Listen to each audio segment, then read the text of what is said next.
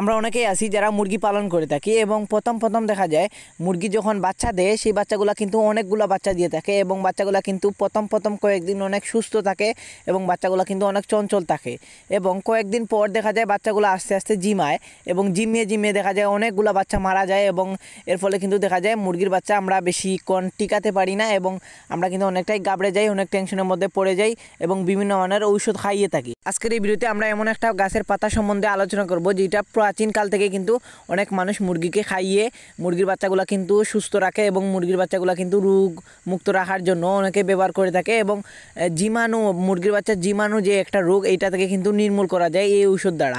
আর এই গাছের পাতা কিন্তু খুব সহজে পাওয়া যায়, সেটা হচ্ছে পেঁপে গাছের পাতা। আর আমরা অনেকেই কিন্তু অনেক গ্রাম অঞ্চলে বা শহর অঞ্চলে সব জায়গায় কিন্তু এই পেঁপে গাছের পাতা অ্যাভেলেবেল পাওয়া যায় এবং এইগুলা কিন্তু খুব সহজে সংগ্রহ করা যায় এবং এগুলা কিন্তু আপনি যদি সঠিক নিয়মে খাওয়ান তাহলে দেখবেন আপনার মুরগির বাচ্চা জীবাণু রোগ থেকে মুক্তি পাবে এবং জীবাণু রোগ থেকে কিন্তু সুস্থ থাকবে।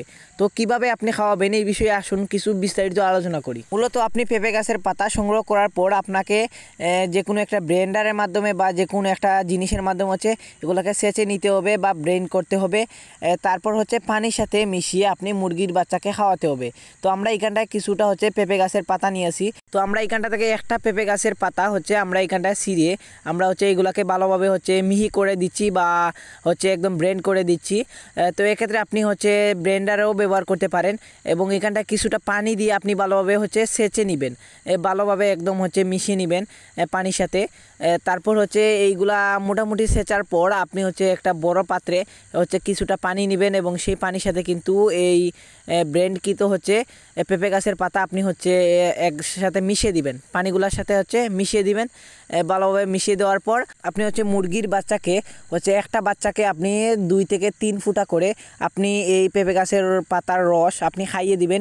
এক্ষেত্রে আপনি সিরিঞ্জের মাধ্যমে বাচ্চাগুলোকে পেঁপে গাছের রস খাওয়াতে পারেন, অথবা আপনি হচ্ছে যদি দেখা যায় মুরগির বাচ্চাকে আপনি হচ্ছে আবদ্ধ অবস্থায় পালন করে থাকেন এবং যদি পানির পাত্র থাকে এবং সেই পানির পাত্র থেকে বাচ্চাগুলো যদি পানি খায় তাহলে আপনি সেই পানির সাথেও মিশিয়ে কিন্তু এই পেঁপে পাতার রস আপনি খাওয়াতে পারেন। তো এইখানটা আপনার যেটা সুবিধা সেই অনুযায়ী আপনি খাওয়াতে পারেন। এইখানটায় আর একটা কথা, আপনি যেহেতু বাচ্চাগুলা প্রথম কয়েকদিন মোটামুটি 1 সপ্তাহের মধ্যে বাচ্চাগুলো হচ্ছে যে কোনো রোগে খুব সহজে আক্রমণ করে না, মোট কথা হচ্ছে আপনি 1 সপ্তাহে পর মোটামুটি 7 দিনের পর থেকে এই পেঁপে গাছের পাতার রস আপনি খাওয়াতে পারেন, তাহলে হচ্ছে মুরগির বাচ্চার জীবাণু রোগ থেকে কিন্তু রক্ষা পাবে ইনশাল্লাহ। আর এই পেঁপে গাছের পাতার রস আপনি হচ্ছে প্রতিদিন খাওয়াতে পারেন অথবা সপ্তাহে 3 থেকে 4 বার 4 দিন খাওয়াতে পারেন এবং এটা কিন্তু দিনে হচ্ছে 1 বার খাওয়ালে চলবে। এই পেঁপে গাছের পাতার রস আপনি যদি মুরগির বাচ্চাকে খাওয়ান তাহলে মুরগির শরীরে অ্যান্টিবডি তৈরি হবে, মুরগির রোগ প্রতিরোধ ক্ষমতা বাড়বে, তার পাশাপাশি মুরগির বদহজম থেকে রক্ষা পাবে এবং মাস্ট বি